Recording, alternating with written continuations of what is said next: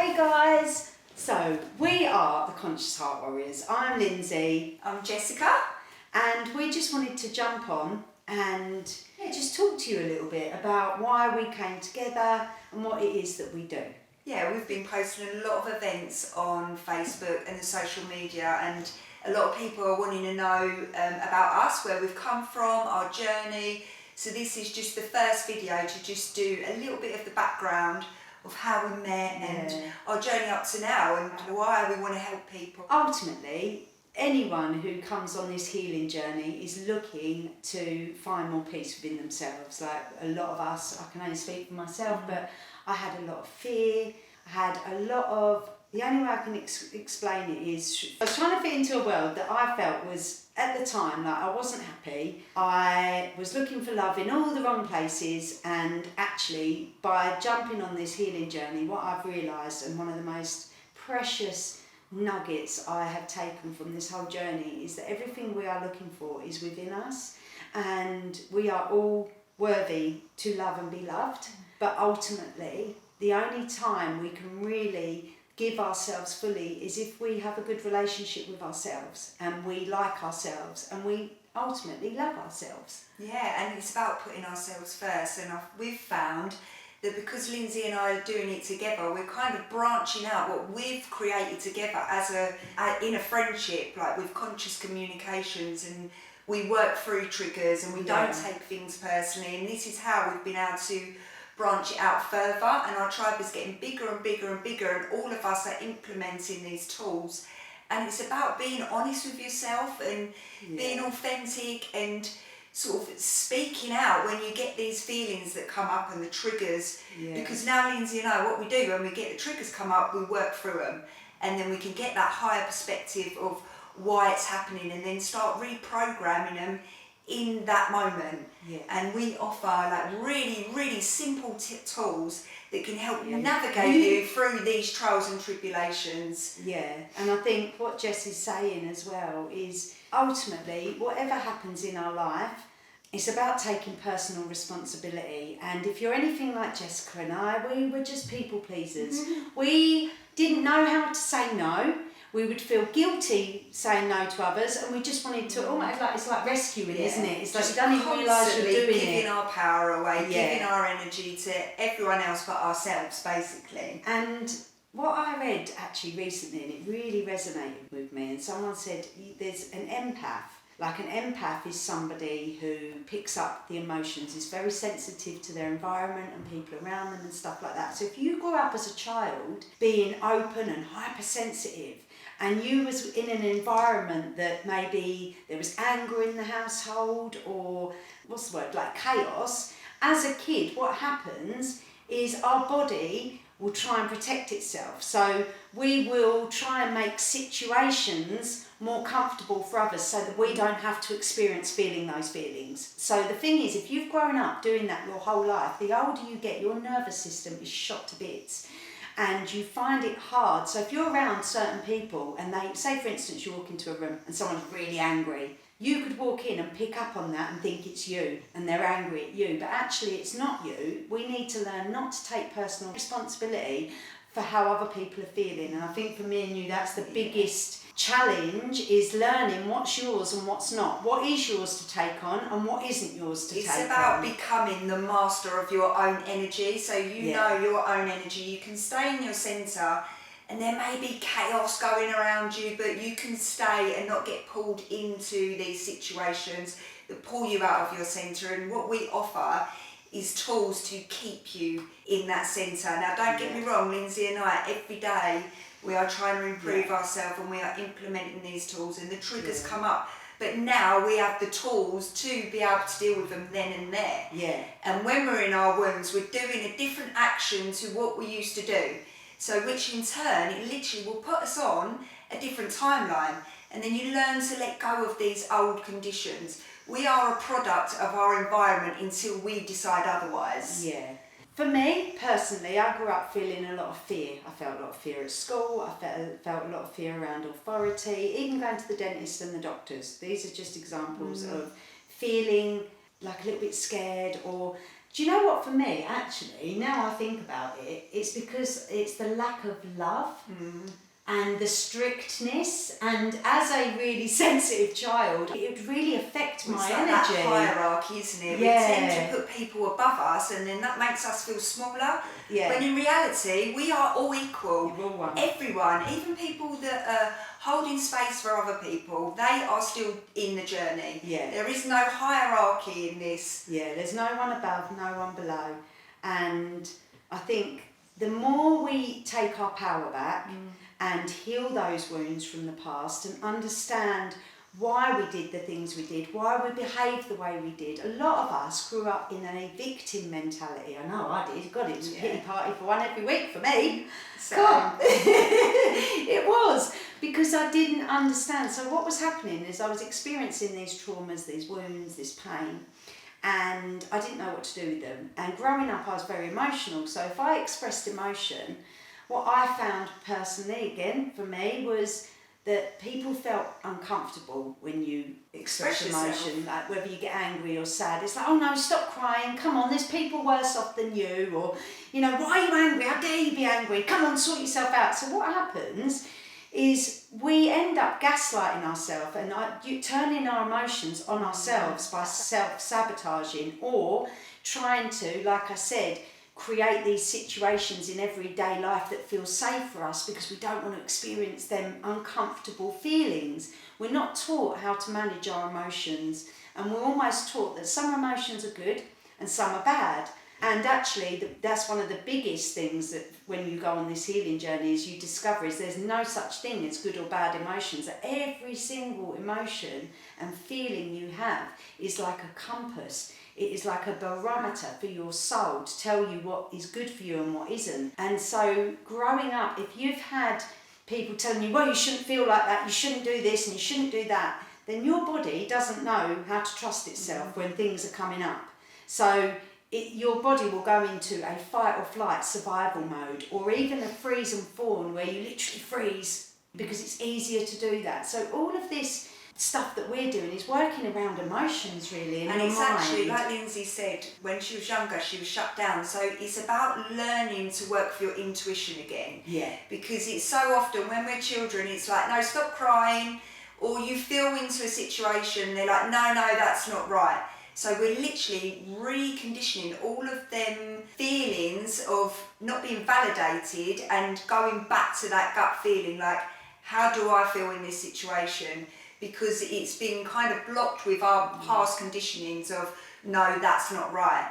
Actually, every single feeling is validated. Yeah. And when we start working with them, that's really when we become like the master of our reality. Because every single one of us has got a different truth. Yeah. And it's all correct. There's no wrong way in this. I've got a very different reality to Lindsay, and every single person on this planet has a different reality, and it's all perception. Yeah. It's all us, and it's all our responsibility. We have to start reprogramming them thoughts to, like, the positive ones. For instance, when you get up in the morning and you stub your toe, you know you're going to have a bad day. It's because your mind is projecting that out to the universe. So it's about reprogramming the thoughts and reprogramming what we are sending out. Yeah. And we've found some really, really simple tools, and we've had people honestly change their whole outlook on life after one ceremony with the breathwork, combined with these simple tools. And I can't express how simple they are. And that's what we offer. It's about safety as well. You know, to be able to do this kind of work and really look at yourself, you need to be able to feel safe with the people that are holding you in that space. It's a lot of ugly tears. Non-judgment. Crying. If you come and see Jess and I, one thing we promise you is you're going to get loads of love, and there's no judgment. We've heard and seen it all. We understand that, maybe not in this lifetime, but in all other lifetimes, we've played every role. We have hurt people have hurt us, we've been betrayed, people have betrayed us. Like, this is the thing, no one is perfect, and we've all made mistakes, and good people make bad decisions. And sometimes, you know, when I look back, what I was doing as normal, like going out drinking with all my mates, trying to fit in and all that, was actually making me really sick, because I alcohol for me is not good. This is just a prime example. So thing is, you can be living in a world, brought up in an environment that to everyone else it's normal and everyone's fine, but for you, you might really struggle. Like me, alcohol was never good for me. It would heighten my emotions. So if I was feeling good, brilliant. But if I was feeling down, it would bring up the anger or the sadness. And then you're misunderstood. Or everyone's just drunk and they're like, oh, don't worry about it, we all get drunk. And so what happens is you keep creating these toxic cycles and going around in circles. Well, that's what I did for pretty much 20 And our years. space is a space we invite you to come as a whole. And that's not just the light, airy-fairy thing.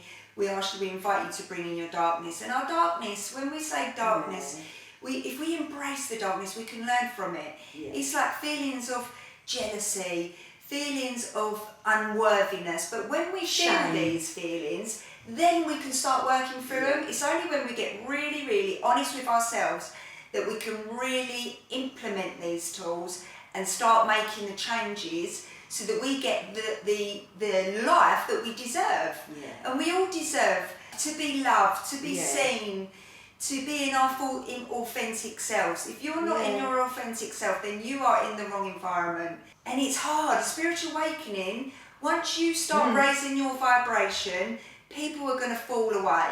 And then you go into this process, which is called the dark night of the soul.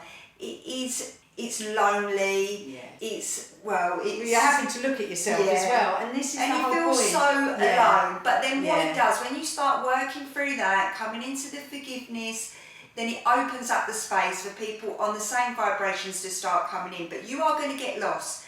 And the trick to this game is you keep surrendering and trusting the process and doing the work just to be a better person, to contribute to the world in a positive way and be that light for others. Yeah, because it really is all about taking personal responsibility. So you can have two people and they both experience the same trauma, yet one person handles it completely different to the other based on their life experience so far. So if you're someone who's grown up with a lot of anger or a lot of unsettledness or unsafety maybe, like growing up, then a situation that happens in your teens is going to affect you differently to someone who hasn't been treading on eggshells their whole life. And that's where we come into inner child healing. We do a lot of inner child healing in our ceremonies, and a bit like Lindsay said, a good example would be a relationship. You just start a new relationship with someone. There you go. So it could be you're triggered, but it's normally something to do with maybe safety. You didn't have that safety in the past, and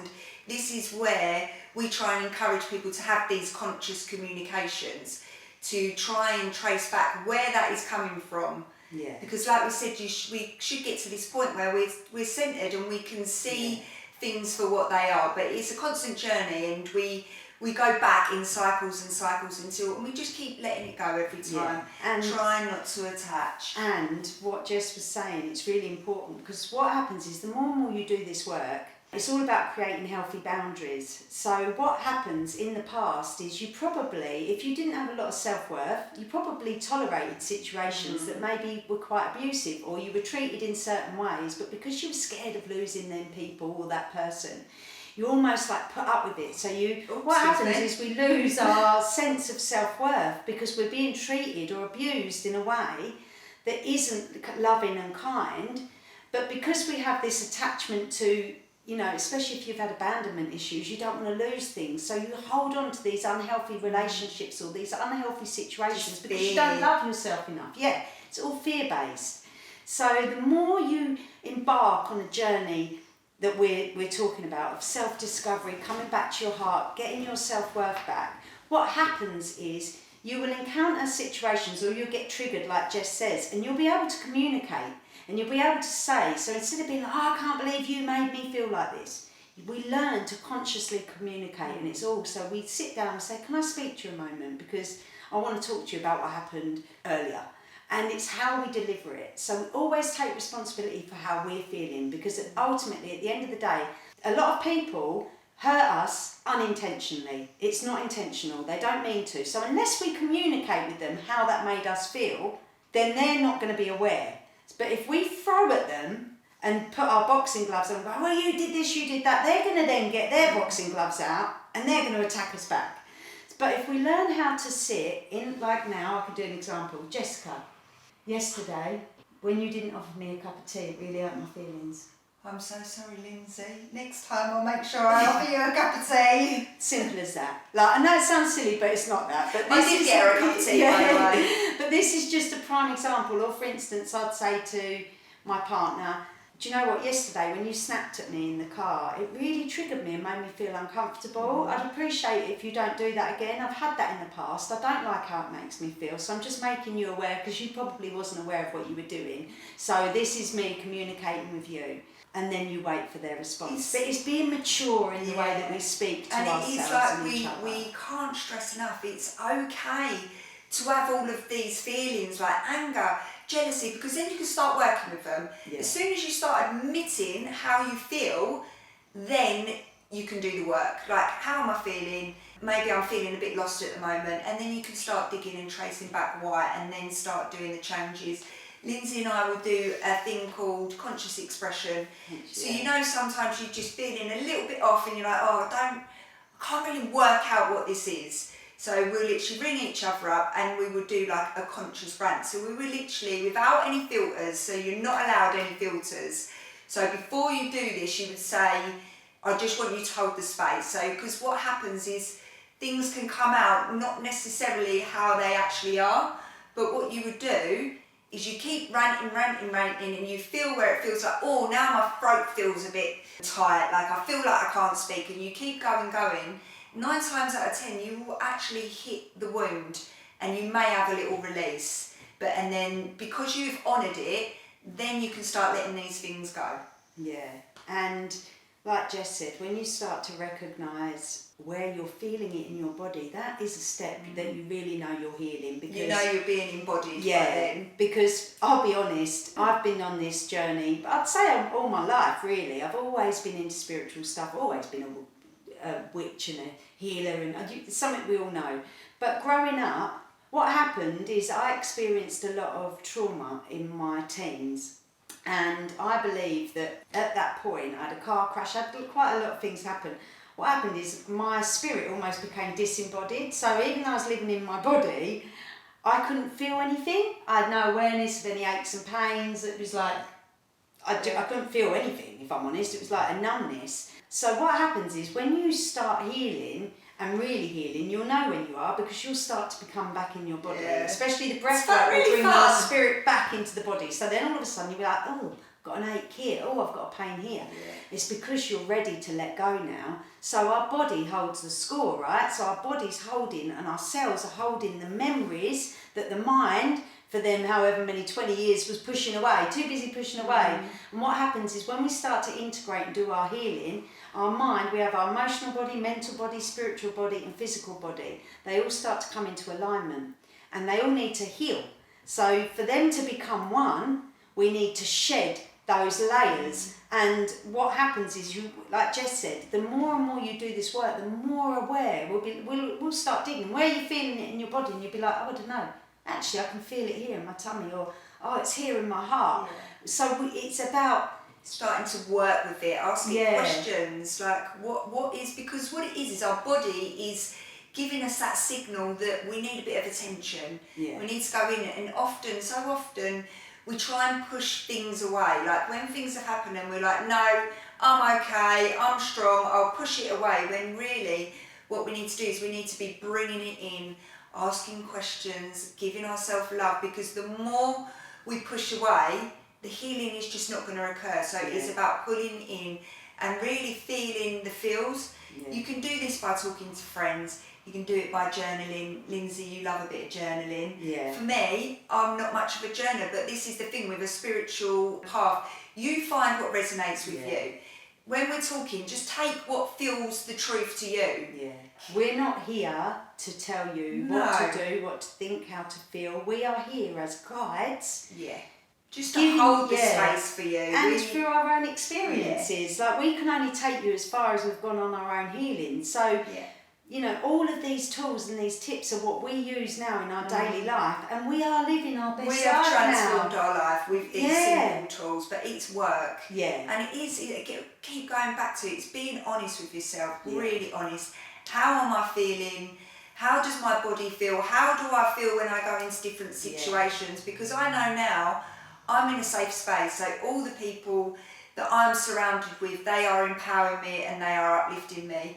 But I know if I go into a situation, I feel it in my body if it's not the right environment for me. And it's about trusting that and honouring it and not going against yourself, like being your true, authentic self and working with that intuition. And ultimately, what you want to get to at the end of your journey, and I feel like I'm kind of really getting to that point now, is that you get to a point where there's no blame, that you can see all perspectives. We need to forgive ourselves for the things we did before we knew better.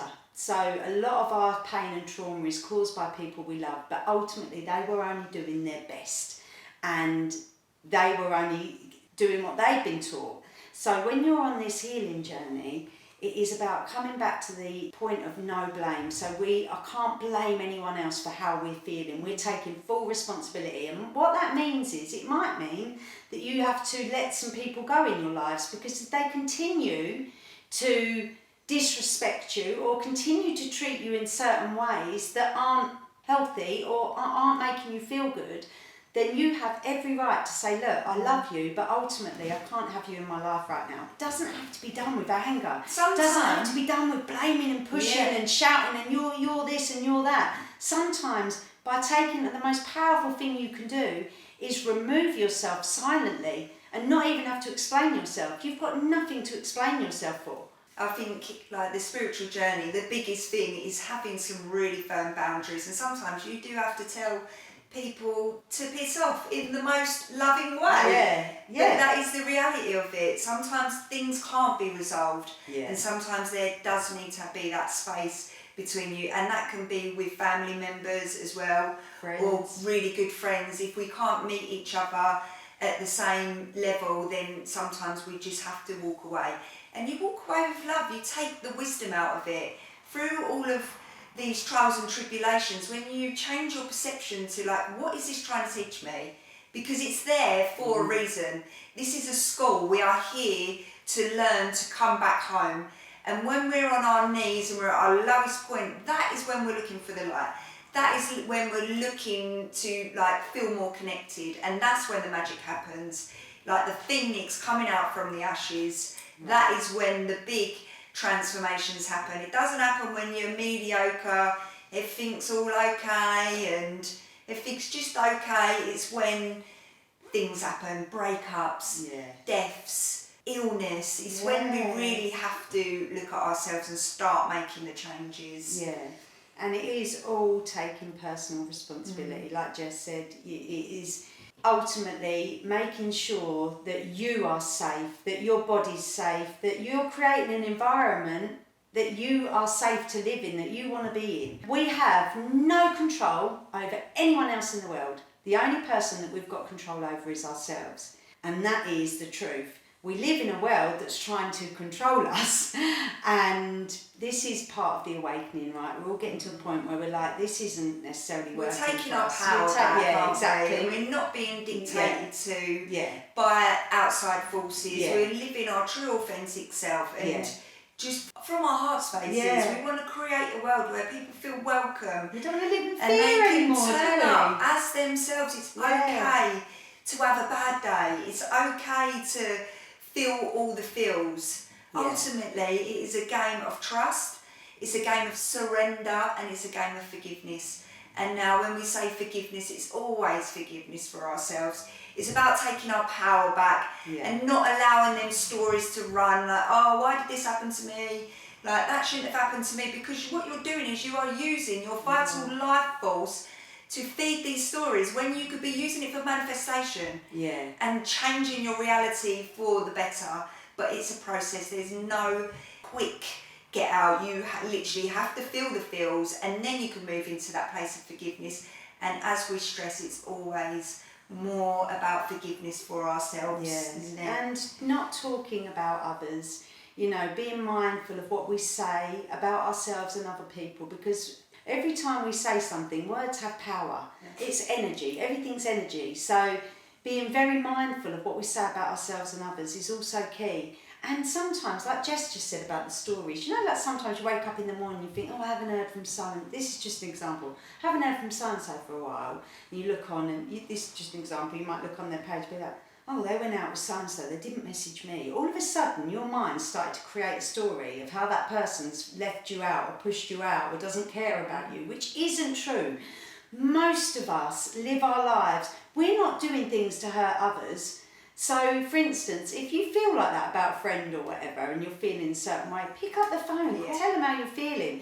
Because 9 times out of 10, I can guarantee that they're just busy with their lives, like all of us are. Yeah. But what happens is them stories can drain you and we start to feel sorry for ourselves and we start to feel low in our energy.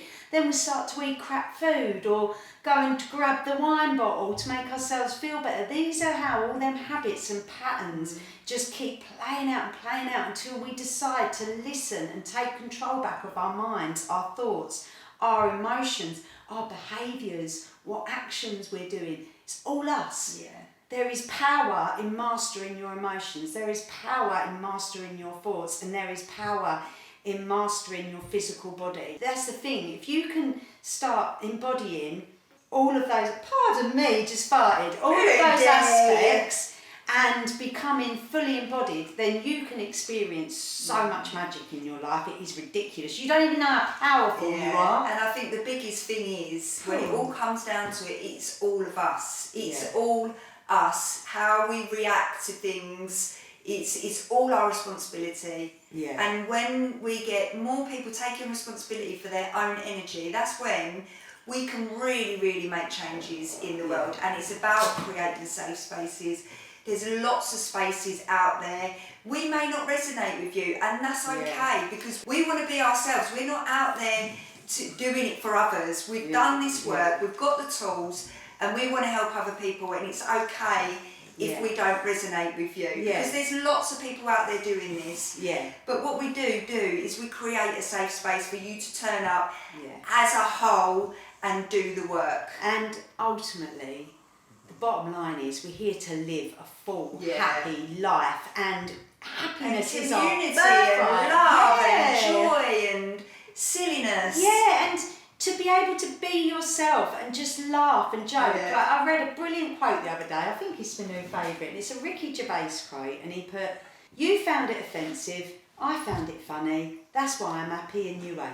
Ultimately, this is the truth. I think that feels like a wrap with that one. Yeah. So let's do that. But yeah, we will be doing more of these videos, but we just wanted to jump on, introduce ourselves. And if you've got any questions or anything that you want us to talk about, let us know and we'll just have a little chat with it. We'll get some waffles next time, we're going to start doing a little series called Chats and Waffles with the Conscious Heart. So tune in! And every week we're going to have different waffles with different flavours. Yeah. And we'll start doing we'll start talking about different topics, but we just wanted to jump on, just tell you a little bit about ourselves. Next time we may go back and tell a little bit about each of our story and how we came together to become the Conscious Heart Warriors, but you'll have to tune in to see that. So it's been a pleasure. We're going to put a link in the description. That'll have our website, so it'll have all events that are coming up. You can check out anything we're doing. We're on Facebook, we're on Instagram. I'll put all the links in the description. And like Jessica said, what would be really nice if we could have some interaction here. What is it you want to ask questions about? What is it you need healing with? What kind of things are you looking for on this journey that would feel you would benefit from? So just, send us some messages and we're going to be back. We're going to be doing this regularly, and it is time for humanity to take its power back. Because do you know what? As a human race, if all of us did this work, we've got the potential of creating heaven on earth. I already live in heaven on earth. I do as well. We already live in when we're not in the triggers. Yeah, when we don't go to Tesco's and go into Asda and you've got the little box on the screen and anyway, we're waffling. No, we really are waffling. But we will speak to you soon.